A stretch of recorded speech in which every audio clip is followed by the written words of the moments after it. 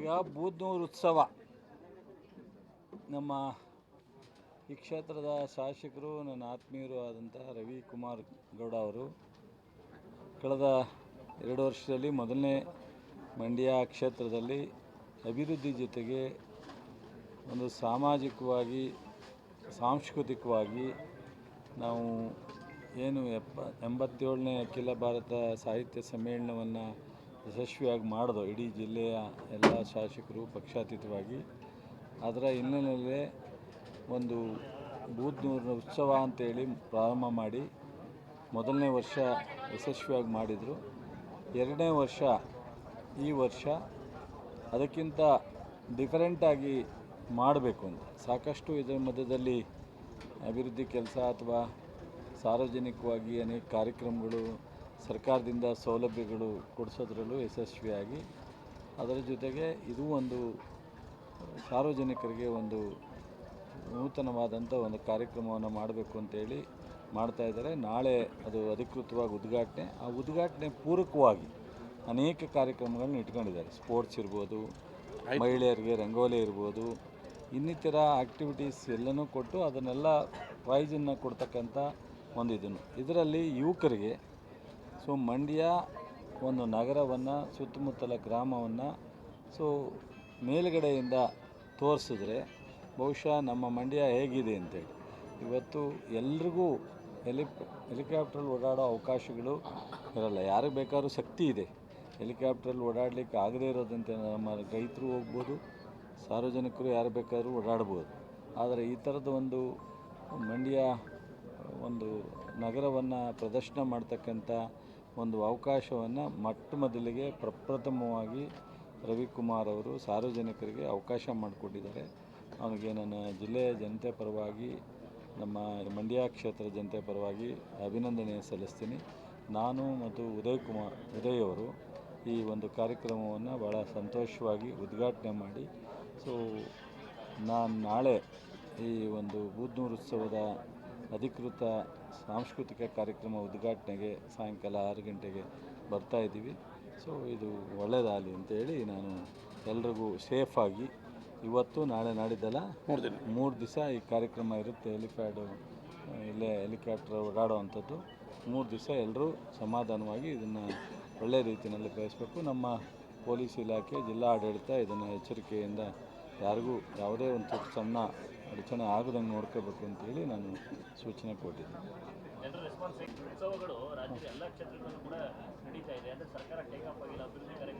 ನೋಡ್ರಿ, ಈಗ ಇದೇನು ಇವತ್ತು ಉತ್ಸವ ಅಲ್ಲ, ಈಗ ಕನಕೋತ್ಸವ ಇವತ್ತು ಪ್ರಾರಂಭ ಆಗಿಲ್ಲ, 25 ವರ್ಷದಿಂದ ಮಾಡ್ತಾಯಿದ್ದಾರೆ. ಹಂಪಿ ಉತ್ಸವ ಇವತ್ತು ಪ್ರಾರಂಭ ಆಗಿಲ್ಲ, 2.5 ವರ್ಷದಲ್ಲಿ ಹಳೆದಿದೆ. ರವಿಯವರು ಶಾಸಕರು ಬೂದ್ನೂರು ಉತ್ಸವನ ಮಾಡಿ ಈ ಒಂದು ನೂತನವಾದಂಥ ಒಂದು ಹೆಲಿಕಾಪ್ಟರ್ನ ಪ್ರದರ್ಶನ ಮಾಡ್ತಕ್ಕಂಥದ್ದು ಮಾಡಿದ್ದಾರೆ. ಸರ್ಕಾರ ಟೇಕಪ್ ಆಗಿದೆ ಆಗಿಲ್ಲ ಅನ್ನೋದನ್ನು ಯಾವ ರೀತಿ ಮಾನದಂಡ ಅಳೆಯೋದು?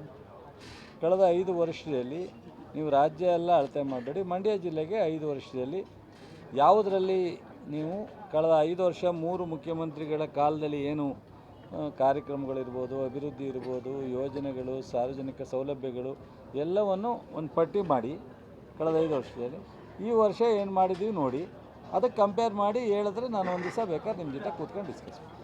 ಒಂದು ದಿವಸ ಯಾವ ಥರ ಒಂದು ದಿವಸ ನೀವೇ ಈಗ ನಾನು ಕೊಟ್ಟರೆ ಅದು ನಿಮಗೆ ಉತ್ಪ್ರೇಕ್ಷೆ ಆಗ್ಬೋದು. ನೀವು ಕಳೆದ 5 ವರ್ಷದಲ್ಲೂ ನೀವೇ ಇದ್ದೀರಾ, ಈಗಲೂ ನೀವೇ ಇದ್ದೀರಾ, ನಿಮ್ಮ ಅನುಭವದಲ್ಲೇ ತಗೊಳ್ಳಿ, ನನ್ನ ಮುಂದೆ ಹೇಳಿ. ಅದರಲ್ಲಿ ಏನಾದ್ರು ಇದ್ದರೆ ನಾನು ಹೌದಪ್ಪ 5 ವರ್ಷಕ್ಕೆ ನಾವು ಮ್ಯಾಚ್ ಮಾಡೋಕ್ಕಾಗಿಲ್ಲ ಅಂತ ಖಂಡಿತ ಒಪ್ಕೊತೀನಿ. ಹಾಂ, ಅದು ಈಗಾಗಲೇ ಭಾಳ ಕಾಮೆಂಟ್ಸ್ ಆಗಿ ತಣ್ಣಗಾಗುವಂಥ ಟೈಮ್ ಬಂದಿದೆ. ಈಗ ಯಾಕೆ ಅವ್ರವ್ರ ವೈಯಕ್ತಿಕ, ಈಗ ಮೊನ್ನೆ ರವಿನೂ ಹೋಗಿ ಬಂದಿರು, ಯಾವುದೋ ಒಂದು ಕಾರ್ಯಕ್ರಮದ ಪ್ರಯುಕ್ತ ಅವ್ರ ಕ್ಷೇತ್ರದ ಒಂದು 10-15 ಜನ ಕರ್ಕೊಂಡು ಹೋಗಿ ಬಂದಿದ್ದರು. ಕೆಲವು ಶಾಸಕರು ಅಥವಾ ಪಕ್ಷದ ಮುಖಂಡರುಗಳು ವೈಯಕ್ತಿಕವಾಗಿ ಕೆಲವು ದೇಶಕ್ಕೆ ಟೂರ್ ಮಾಡೋದು ಅಥವಾ ಬೇರೆಯವ್ರು ಕರ್ಕೊಂಡು ಹೋಗೋದು ಅದು ಅವ್ರ ವೈಯಕ್ತಿಕ. ಅದನ್ನೇನು ದೊಡ್ಡ ವಿಚಾರ ಅಂತ ನಾವು ಅದನ್ನು ಚರ್ಚೆ ಮಾಡೋ ಅವಶ್ಯಕತೆ ಇಲ್ಲ.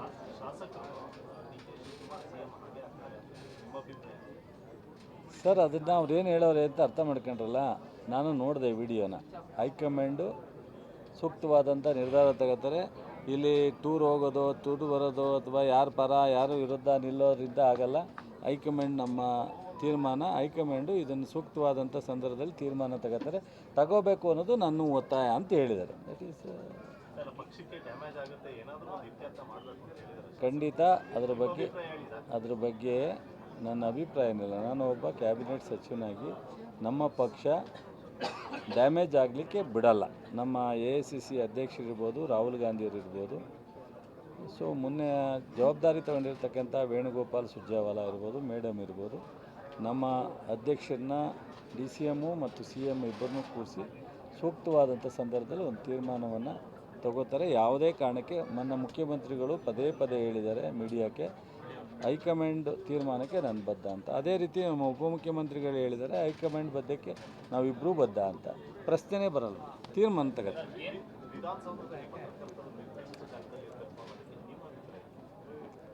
ಏನಾಗಿದೆ ಸರಿ ತಪ್ಪು ಅಂತ ವಿಶ್ಲೇಷಣೆ ಮಾಡುವಂಥದ್ದಲ್ಲ. ಸ್ಪೀಕರು ತೀರ್ಮಾನ ತಗೋಬೇಕು. ಸೊ ನಾನು ಮೊನ್ನೆನೂ ಅಲ್ಲಿ ಕೇಳಿದ್ರು, ಸ್ಪೀಕರ್ ಹತ್ರ ನಾವು ಸಹ ಮಾತಾಡ್ತೀವಿ ಅಂತ ಹೇಳಿದ್ದೀನಿ. ಮಾನ್ಯ ಮುಖ್ಯಮಂತ್ರಿಗಳು ನಾವು ಸ್ಪೀಕರ್ ಹತ್ರ ಮಾತಾಡ್ತೀವಿ, ಸಿಕ್ಕಿಲ್ಲ ಸ್ಪೀಕರು. ಯಾವ ಕಾರಣಕ್ಕೆ ಅದನ್ನು ಸ್ವಲ್ಪ ನಿರ್ಬಂಧನೆ ಮಾಡಿದ್ರು ಅನ್ನೋದ್ರ ಬಗ್ಗೆ ನನಗೆ ಮಾಹಿತಿ ಇಲ್ಲ. ಸ್ಪೀಕರ್ ಹತ್ರ ಮಾತಾಡ್ತೀವಿ.